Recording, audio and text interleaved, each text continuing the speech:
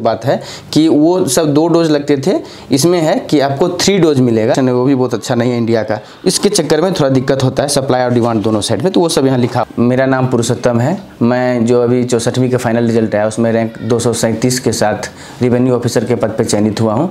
और मैं इस वीडियो में आपको बताने जा रहा हूँ कि न्यूज़पेपर से आप नोट्स कैसे बनाए, उसको पढ़े कैसे, और साथ में राज्यसभा टीवी में जो डिबेट आते हैं बिग पिक्चर या इंडिया आज वर्ल्ड, उससे कैसे नोट्स बनाए और उसको कैसे मेंस में यूटिलाइज करें।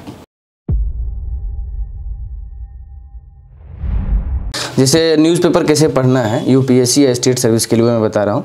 तो इंडियन एक्सप्रेस ये 2 जुलाई का इंडियन एक्सप्रेस है, उसमें अगर आप देखिएगा तो सबसे बड़ा न्यूज़ ये लग रहा है, Zydus Cadila 6 not for world's first DNA COVID vaccine. इससे पहले जितने थे वो आरएनए वाले बेस्ड थे, और उसमें जो ये था लिविंग और नॉन डेड वायरस को यूज़ किया जाता था। इसमें फर्स्ट है जो कि डीएनए यूज़ किया गया, इसलिए यहाँ लिखा हुआ है कि कैसे डिफरेंट है दूसरा से। तो यहाँ लिखा हुआ है कि this would be the world's first DNA vaccine against कोविड-19। इससे पहले जितने आए हैं स्पुतनिक हो गए, कोविशील्ड हो गए, कोवैक्सीन, सारे आरएनए बेस्ड थे और ये डीएनए बेस्ड है, इसलिए ऐसा लिखा हुआ है। और इसके बारे में आगे भी लिखा हुआ है, दूसरा पेज में मैं दिखाऊंगा। यहाँ पे लिखा हुआ है जैसे plasmid DNA platform containing genetically engineered version of type of DNA molecule that contains the code for the spike protein which allows the SARS COVID vaccine to infect sales.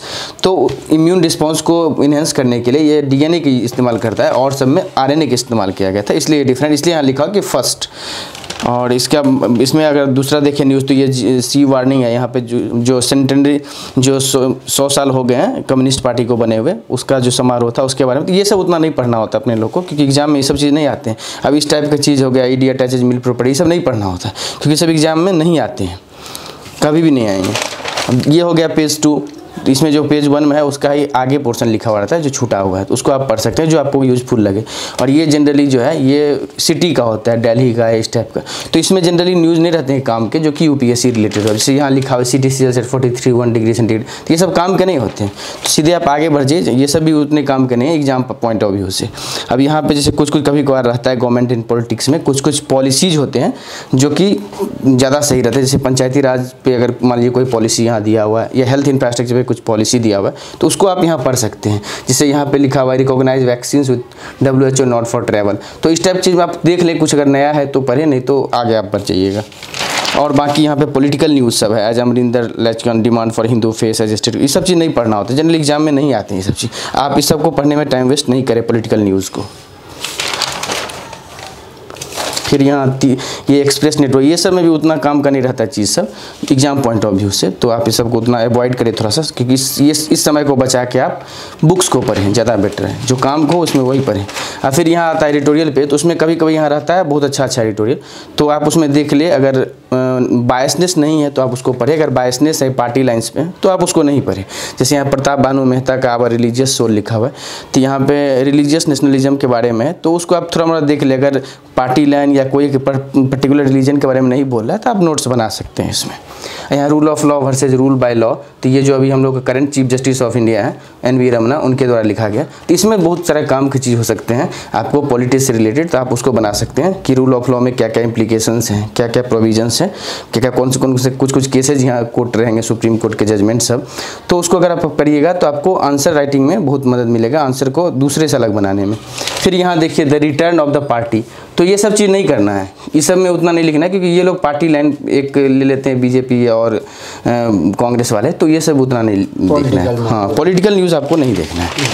अब यहाँ पे जो मैं फर्स्ट पेज में बताया था ZyCoV D vaccine के बारे में, तो वहाँ तो थोड़ा सा लिखा हुआ, यहाँ पर डिटेल में लिखा हुआ है, तो आप इसको डिटेल में पढ़िए क्या है कैसे है। जैसे मान लीजिए बोला कि डीएनए से बना हुआ है, फर्स्ट डीएनए वैक्सीन है, तो वो लिख लीजिए आप। फिर उसके अंदर क्या है कि डोजेज 2 डोज लगेंगे या 3 डोज लगेंगे या 4 डोज लगेंगे, तो वो लिखा हुआ रहेगा। जैसे यहाँ लिखा हुआ है कि will be given in 3 doses with an interval of 28 days between each pair of shots, तो 28 दिन के गैप पे अंतराल पे 3 डोज यहाँ लगेंगे और समय 2 डोज लगेंगे।